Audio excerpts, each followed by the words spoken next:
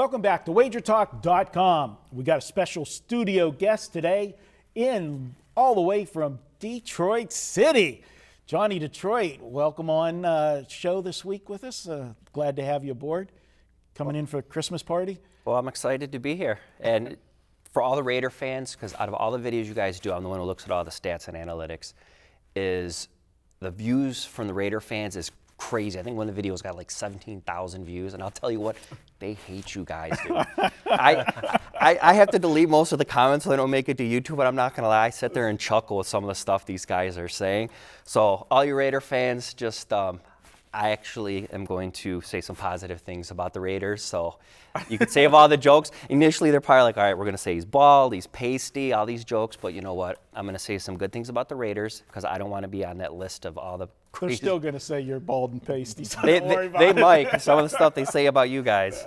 All right, Preston, we got the Raiders coming off a game that you watched the game last week, worst performance of the season from Derek Carr, and right away everybody's talking, it's the finger, he couldn't, throw the football, and now they've got a problem. Well, they didn't have a problem with Derek Carr's finger the week before. Did anybody consider that they were playing in frigid weather, and if you've ever broken any bones and you've lived in a cold climate like I did my entire life, you feel it even more, and especially on your hand where you've got to grip the ball, it's magnified into cold. I think that was the problem, yes, it was from the finger, but I don't think the finger's an issue moving forward. When I lived in Salt Lake, which I'm not used to the cold at all at that point in my life, I had to actually have knee surgery. And for whatever reason, whenever it got cold, it'd been months since I had the surgery and I could walk fine, play, whatever.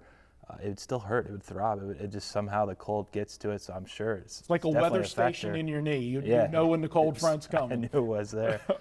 So yeah, definitely played a factor. I actually got lucky, I think, backing the Raiders' pick second half because KC got shut out. But two of their touchdowns in the first half were pretty fluky, and I thought Carr would rebound, and he didn't really. They just were fortunate to get some turnovers and got a field goal out of one of them. But I think people are upset in general because a lot of the analytics guys are people that really break stuff down. The Raiders have been fortunate most of the season as a whole, but it doesn't mean they're not a good team either. So, I know sometimes we bash on them. We've bet against them a few times and been right, been wrong too.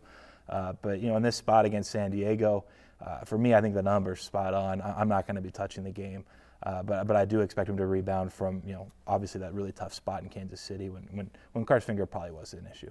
It was, but, how accurate was he to hit the sky cam? That's true. That's true. Oh, I don't even think, the weather clearly was a key, but I think it's that they played the Chiefs. They've put up close to 30 points on every single team they've played this season, except the Titans and the Chiefs both times. So I just think there's certain teams that match up well against certain teams. So we could say the thumb, we could say clearly the weather was involved. But I think it was also the fact that they played the Chiefs, and it was almost a repeat of the game earlier in the year where they didn't do well against the Chiefs in a low-scoring affair. So I look for them to also rebound this week too.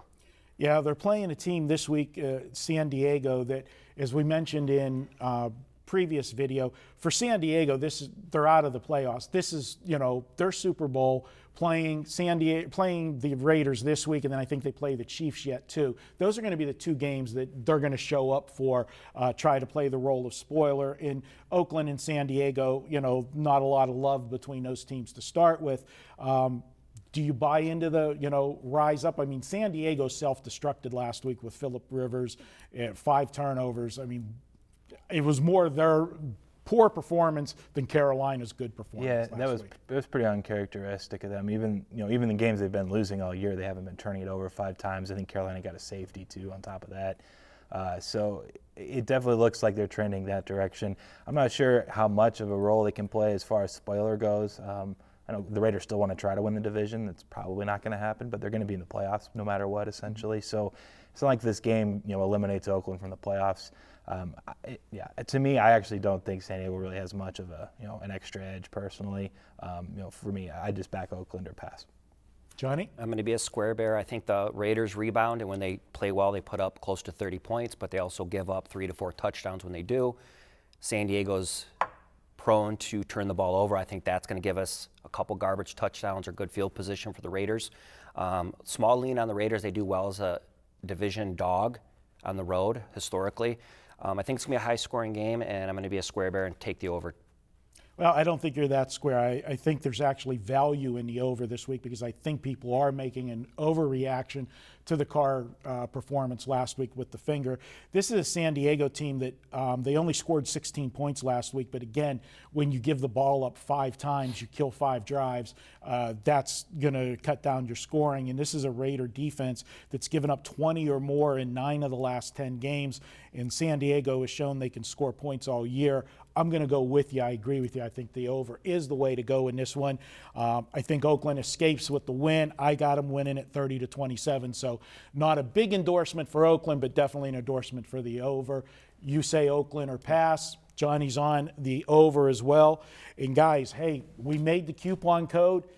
Did you ever think you'd say in middle of December, the first place Detroit Lions? Dude, honest to God truth, and I know they're saying you guys got to finish this video up. I still have the pom-pom and the ticket from when they beat Dallas in the playoffs.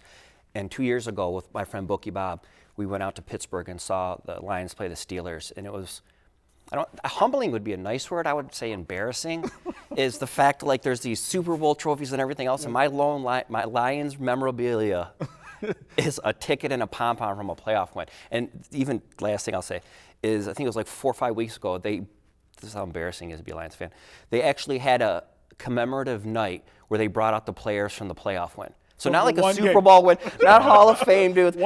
They brought out the guys from the playoff win over Dallas. Now that's, yes. Oh, Johnny. All right, guys, use that coupon code Lions10. Save yourself $10. You can use that if you're a Lions fan to have a couple beers for whenever they blow the division lead later in the season.